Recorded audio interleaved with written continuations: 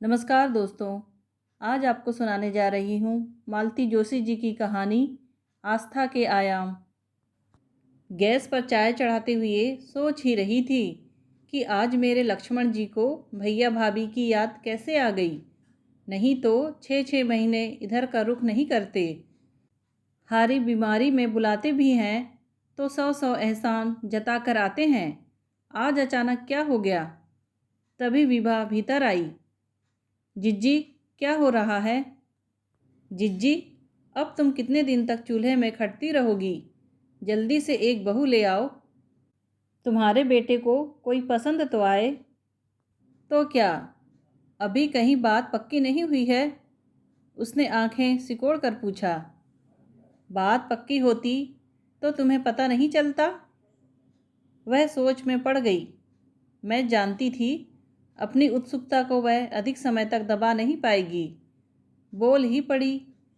मैंने तो सुना था कि शंकर बाग वाले प्रसाद जी के यहाँ आपने हाँ कर दी है। हाँ, मैंने उदासीन भाव से कहा। धीरू को वह लड़की ठीक लगी है। बस, तो बात पक्की ही तो हुई जिज्जी। लड़के की पसंद ही तो आपकी आखिरी शर्त थी। दान दहेज तो आपको कुछ लेना नहीं है। इस विषय को वहीं समाप्त करने के लिए मैंने उसे चाय की ट्रे पकड़ाई और कहा, चल बाहर चल, मैं नाश्ते की प्लेटें लेकर आती हूँ। बाहर आकर पता चला जिस विषय को मैंने समाप्त करना चाहा था वह तो बैठक में भी चल रहा है। मुझे देखते ही श्रीमान जी बोले, ये नरेश देखो क्या कह रहा है। भाभी, इतने अच्छे अच्छे रिश्ते आ रहे थे, आपको यहीं हाँ करनी थी। हमारे ही हाँ करने की बात होती तो हम साल भर पहले धीरेन्द्र की शादी कर चुके होते। बात तो उसकी हाँ पर अटकी थी। उसने हाँ कर दी। उसे क्या अकल है भाभी? वह तो बच्चा है। लड़की देखने से पहले आपको सब अता पता कर लेना चाहिए था। बताइए, लड़की के पिता के बारे में आप क्या जानते हैं? वो शायद यूपी में कहीं फॉरेस्ट डिपार्टमेंट में है। प्रसाद जी ने तो यही बताया था। ये बोले, आपसे कभी मुलाकात हुई? हो जाएगी, अभी तो बात शुरू ही हुई है। नहीं होगी भाभी, मुलाकात नहीं होगी, क्योंकि पिछले 10-12 साल से उनके संबंध टूट चुके हैं। यह उनकी आपस की बात है, हमें क्या करना है? कमाल करती हो, ये चिल्लाए। करना कैसे नहीं है? अगर वो जिंदा ही नहीं होते तो और बात थी, पर अगर वो हैं तो हमें उनसे सरोकार है। चाहिए तो यह था कि प्रसाद जी पहले ही सारी बातें खोल कर कह देते। वो क्या पागल हैं भैया? पहले उन्होंने आपको इम्प्रेस किया, फिर लड़के को बस में किया, अब धीरे से अपनी बात कह देंगे। और ऐसे वक्त कहेंगे जब आप कुछ नहीं कर पाएंगे। इतना बेवकूफ़ भी नहीं हूँ मैं, इन्होंने झल्ला कर कहा। आग लगाकर वे दोनों तो अपनी राह चले गए। हम दोनों बैठकर अपने में उफनते रहे। मुझे उन लोगों पर इतना गुस्सा आ रहा था, बस यही कहने के लिए इतनी दूर आए थे। सच तो यह है कि विभा जल गई होगी। अपने रूप पर बड़ा नाज था उसे। उससे बढ़कर कोई इस घर में आए, यह वह कैसे बर्दाश्त कर पाती? पर ये मुझी पर बिगड़ रहे थे। पागलों की सी बातें मत करो। क्या सिर्फ इसीलिए इतना सारा पेट्रोल फूंक कर वे यहाँ तक आए थे? वे क्या हमारे दुश्मन हैं? नरेश सच कह रहा था। यह वाकई प्रसाद जी की चाल थी। वे पहले हमें इतना अभिभूत कर देना चाहते हैं कि हम उनके बहनोई के बारे में भूल ही जाएं। वैसे यह बात बिल्कुल झूठ भी नहीं थी। हम लोग सचमुच लड़की के मामा से रौब खा गए थे। वे 10 बार गाड़ी लेकर हमारे दरवाजे आए थे। अच्छा हुआ जो लड़की देखने भी हम उन्हीं की गाड़ी में गए। स्कूटर पर तो वहाँ जाते शर्म ही आती।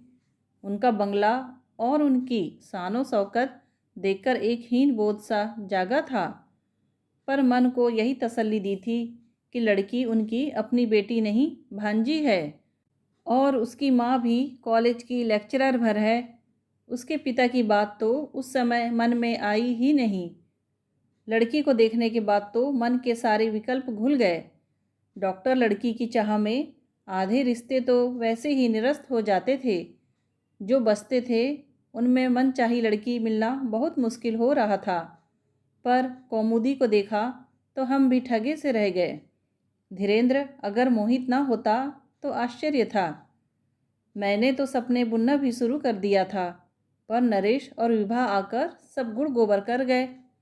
वैसे तो शायद यह इस बात को इतना तूल भी न देते, पर उन्हें शिकायत थी तो यही कि उनके साथ धोखा हुआ है। जैसा कि मुझे डर था, धीरू तो सारी बात सुनते ही उबल पड़ा। मम्मी, हमें शादी लड़की से करनी है, ना कि उसके बाप से। आप लोग तो बात का बतंगड़ बना देते हैं। देखो बेटा, शादी में तो सब कुछ देखा जाता है। माँ बाप, भाई बहन, यहाँ तक कि ननिहाल तक की खोज खबर ली जाती है। और तुम्हारे चाचा कह रहे थे, वे होते कौन हैं बीच में बोलने वाले? वे तुम्हारे सगे चाचा हैं। इन्होंने एक एक शब्द पर जोर देते हुए कहा। ठीक है, पर पापा, क्या आज तक चाचा जी ने तलाक का नाम नहीं सुना था? क्या तलाकशुदा माँ बाप के बच्चों की शादी नहीं होती?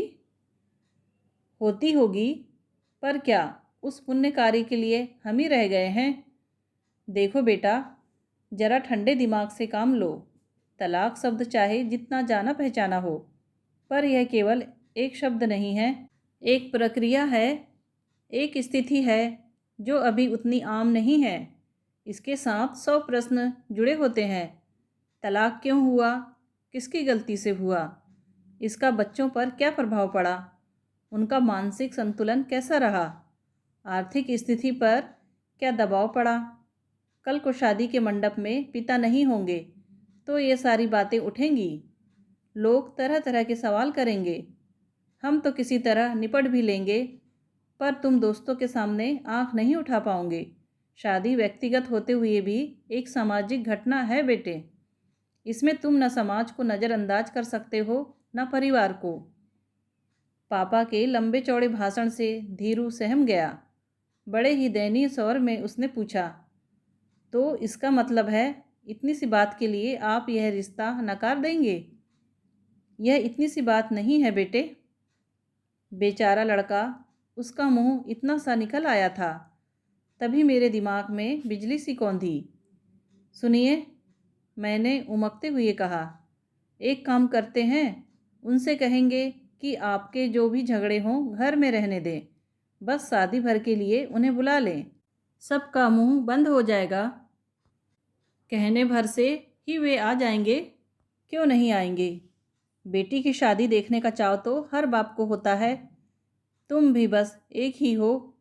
हिंदी पिक्चरें देख देख कर तुम्हारा दिमाग खराब हो गया है। अब इस बात का कोई क्या जवाब दे? इन्होंने तो एक तरह से बात ख़त्म ही कर दी थी, पर मैंने हार नहीं मानी। चुपचाप उन लोगों को फ़ोन कर दिया कि आकर मिल लें। वे लोग भी जैसे हमारे निमंत्रण की बाट ही जोह रहे थे। दूसरे ही दिन दोनों भाई बहन आ पहुँचे। इन्होंने ढंग से नमस्ते का जवाब भी नहीं दिया। उन पर तो थोड़ी नाराज़गी थी ही, असली गुस्सा मुझ पर था। मैंने उन्हें भनक भी नहीं लगने दी थी। इसीलिए इस अप्रत्याशित भेंट वार्ता के लिए वे तैयारी नहीं कर पाए थे। उन लोगों ने समझा कि अब हम लड़के वाले हो गए हैं, इसलिए लटके झटके दिखा रहे हैं। फौरन उन्होंने उस सामान की फहरिस्त भी निकाली जो वे लड़की को देने जा रहे थे। फिर उन्होंने जनवासी की बुकिंग के बारे में बताया, रिसेप्शन का मेनू पढ़कर सुनाया। फिर बताया कि बारात के लिए 4 घोड़ों की शानदार बग्घी वे तय कराए हैं।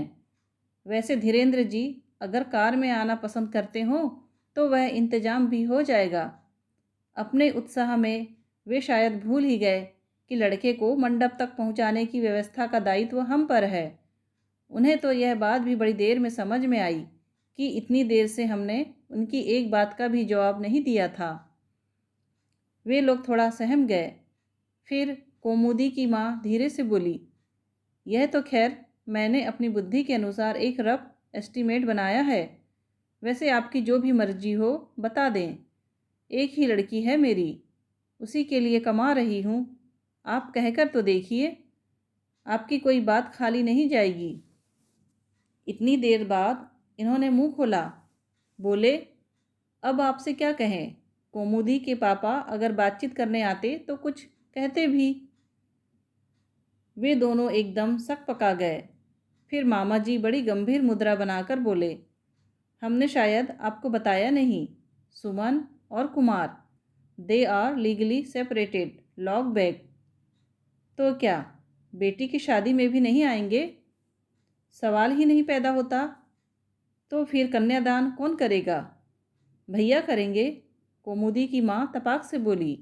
आज तक उन्होंने ही तो सब कुछ किया है, कन्यादान का अधिकार भी उन्हीं का है। कुछ पल शांति रही। मैंने उनकी ओर देखा। वहाँ अस्वीकृति साफ झलक रही थी। फिर मैंने कमान संभाली। देखो बहन, जैसे आपकी एक लड़की है, मेरा भी एक ही लड़का है। लड़कियों की शादी से फारिग हो चुकी हूँ। अब घर में जो कुछ है इसी का है। इसलिए आप अपनी लड़की को अपनी मर्जी से जो कुछ देना चाहें दे दे। हमें किसी चीज़ की ज़रूरत नहीं है। हमारी बस एक ही इच्छा है, इसे चाहे हमारी मांग कह लीजिए या शर्त। हम यह चाहते हैं कि लड़की के पिता शादी में ज़रूर आएं। नाते रिश्तेदारों को उंगली उठाने का मौका न मिले। यह आपकी बेटी के हक में भी अच्छा होगा। घर की बात घर में ही रह जाएगी। वे कुछ कहने को हुई तो मामा जी ने उन्हें रोक दिया और बोले, बस इतनी सी बात है ना, हम लोग ज़रूर कोशिश करेंगे, आप इत्मीनान रखिए। यह आश्वासन उन्होंने इतनी फुर्ती से दिया कि उसकी विश्वसनीयता ही समाप्त हो गई। ये एकदम चौकन्ने हो उठे और कहा, बल्कि मैं तो सोचता हूँ आप सगाई में ही बुलवा लें तो अच्छा रहेगा। शादी में तो बस भागम भाग मची रहती है, परिचय नहीं हो पाता, फॉर्मेलिटी होती है। इस बार भी उन्होंने कहा, जी हम कोशिश करेंगे, पर उत्तर में वह तत्परता नहीं थी। इस भेंटवार्ता से सुपुत्र को अवगत कराना मैंने जरूरी नहीं समझा, सो इसे गुप्त ही रखा। रसोई से फुर्सत होकर जरा लेटी ही थी कि दरवाजे की घंटी बजी। हे भगवान, कहीं पड़ोस की गुप्ताइन ना हो। उन्हें तो समय असमय का ध्यान ही नहीं रहता। धीरू खाना खाने आता है तो उन्हें देखकर ही उसकी भूख गायब हो जाती है। दरवाज़ा खोला तो चकित रह गई। एक क्षण भर तो पहचान ही नहीं पाई। इससे पहले एक दो बार जब भी उसे देखा, साड़ी में दबी ढकी ही देखा। सलवार सूट और खुले बालों में वह एकदम अलग ही लग रही थी। आओ, मैंने उसे भीतर लेते हुए कहा। कॉलेज से आ रही हो? जी नहीं, हॉस्पिटल से। मेरी इंटर्नशिप चल रही है ना। अरे हाँ, मैं तो भूल ही गई थी। सच तो यह था कि अंदाज़ा लगा रही थी कि वह अचानक क्यों आई है। ईमानदारी की बात तो यह है कि उसका इस तरह से आना अच्छा भी नहीं लगा। शायद धीरू ने बुलाया हो, पर बुलाने से पहले मुझसे पूछना तो था। बता ही देता तो ज़रा घर ठीक ठाक करके रखती, खुद भी ज़रा ढंग की साड़ी पहन लेती। यह लड़की भी तो ऐसी सिलबिल्ली सी चली आई है। कुछ समझ में नहीं आया तो मैंने क्लिनिक में फ़ोन लगा दिया। धीरू, कौमुदी आई है। क्या? उसके स्वर में आश्चर्य था। तू घर आ रहा है ना? Don't worry mom, just coming. उसने मेरे स्वर की व्यग्रता को पकड़ लिया। समझ गया होगा कि मम्मी के हाथ पांव फूल गए होंगे। फ़ोन रखकर मैं पानी लेने चली गई। पानी देने के बाद पूछा, चाय पियोगी? नहीं आंटी, अब घर जाकर खाना ही खाऊंगी। तो यहीं खा लो ना, सब तैयार है, बस खाने वालों का ही इंतज़ार है। आज रहने दे, आज माँ घर पर है, इंतज़ार करेगी। माँ ऑफिस नहीं गई? मैंने पूछा। उसने जवाब नहीं दिया, बस खिड़की के बाहर देखती रही। धीरू बस अभी आता ही होगा, मैंने कहा और उठकर दरवाज़ा खोल दिया, जैसे वह आ ही गया हो। दरअसल मैं अपना असमंजस छुपाने का प्रयास कर रही थी। आप बैठिए आंटी, उसने कहा तो मुझे आकर बैठना ही पड़ा। शरबत लोगी? आप परेशान ना हो, मैं कुछ नहीं लूँगी, बस आपके 5 मिनट लूँगी। आपने नाहक धीरेन्द्र जी को फ़ोन किया। मैं दरअसल आप ही से मिलने आई थी। मुझसे? हाँ, और माँ से छिपकर आई हूँ। आपकी शर्त के बारे में सुना था। वर पक्ष तो अपनी शर्तें मनवा ही लेता है। आपकी शर्त भी मान ली गई है। कल ही मामा रिजर्वेशन करा आए हैं। आज रात को माँ उनके साथ गोरखपुर जा रही है। माँ के मन में क्या है यह मैं नहीं जानती, पर मामा का कहना है कि इतनी सी बात के लिए इतना अच्छा रिश्ता छोड़ देना ठीक नहीं है। पर आंटी जी, यह इतनी सी बात नहीं है और इसीलिए आपकी शर्त मुझे मंजूर नहीं है। मैं सन्न रह गई। आप तो सारा इतिहास नहीं जानती, आप तो केवल लोकाचार जानती हैं। आप तो यह मानती हैं कि बेटी के बाप का शादी में होना बहुत ज़रूरी है, लेकिन आपको यह कहाँ मालूम है कि इसी बाप ने हम दोनों माँ बेटी को आधी रात घर से निकाल दिया था। वह रात हमने पड़ोसियों के यहाँ बिताई थी। उन्हीं लोगों ने टिकट का बंदोबस्त करके हमें गाड़ी पर चढ़ाया था। नशे में धुत पिता की वही तस्वीर मेरी स्मृति में है और उस तस्वीर में मेरी रत्ती भर भी आस्था नहीं है। घर से निकाल क्यों दिया था? मैंने बड़े संकोच के साथ पूछ ही लिया। आप तो जानती हैं, दौलत के साथ 100 ऐब जुड़ जाते हैं। ऊपर से अफसरी भी थी। माँ बेचारी चुपचाप सब सहन करती रही। सहन करना तो हमें घुट्टी में ही पिलाया जाता है ना। लेकिन जब वह रासलीला घर में ही शुरू हो गई थी तो माँ के लिए सब्र करना कठिन हो गया। माँ ने पापा को फटकारा कि मेरा ना सही, अपनी बेटी का तो ख्याल करो। वह भी अब सब समझने बूझने लगी है। बस माँ की इसी गुस्ताखी पर उसे देश निकाला दे दिया गया। पिछले 14 वर्षों से माँ यह वनवास भोग रही है। अच्छे बुरे सभी तरह के दिन हमने काटे, पर माँ ने पापा के आगे कभी हाथ नहीं फैलाया और न उन्होंने कभी हमारी खोज खबर ली। आज पहली बार माँ उनके दरवाजे पर जा रही है। इसके बावजूद वे आएंगे या नहीं मैं नहीं जानती, पर उनका अहंकार जरूर तुष्ट होगा। जिस आत्मसम्मान के साथ माँ इतने दिनों तक तन कर खड़ी थी वह टूट जाएगा। इसके बाद जिएगी कैसे? मैं अपने स्वार्थ के लिए उन्हें अपमानित नहीं कर सकती। जिस दिलेरी से उन्होंने मुझे पाला है उसकी आप कल्पना भी नहीं कर सकती, इसलिए दाद भी नहीं दे पाएंगी। पर मैं तो उसकी उपेक्षा नहीं कर सकती ना। मैं चुप थी, क्या बोलती। अच्छा आंटी, वह उठ खड़ी हुई। बस यही कहने आई थी कि अगर माँ मेरे अभिभावक के रूप में आपको ग्रहण नहीं है तो मुझे भी यह रिश्ता मंजूर नहीं है। शादी को लेकर वैसे भी मन में कोई सुंदर कल्पना नहीं है, पर इस कीमत में तो वह बहुत ही महंगी है। उसके साथ मैं भी दरवाजे की ओर मुड़ी तो देखा वहाँ पता नहीं कब से धीरू खड़ा है। कुमुदी ने उसकी तरफ देखा भी नहीं और दनादन सीढ़ियाँ उतर गई। वह ठगा सा अभिभूत सा उसे देखता रह गया। धीरू, मैंने हौले से उसका कंधा छूकर कहा। सोच लो बेटे, इतना तेज तुम सह सकोगे? इतना दर्द तुम झेल लोगे? कह नहीं सकता मम्मी, वह गंभीर स्वर में बोला। बस इतना जानता हूँ कि एक गैर जिम्मेदार आदमी की गलतियों की सज़ा इस स्वाभिमानी लड़की को भुगतनी पड़ी तो अपने आप को कभी माफ़ नहीं कर पाऊँगा। दोस्तों, कहानी पसंद आई हो तो प्लीज़ लाइक और सब्सक्राइब ज़रूर कीजिए। कहानी सुनने के लिए आपका धन्यवाद।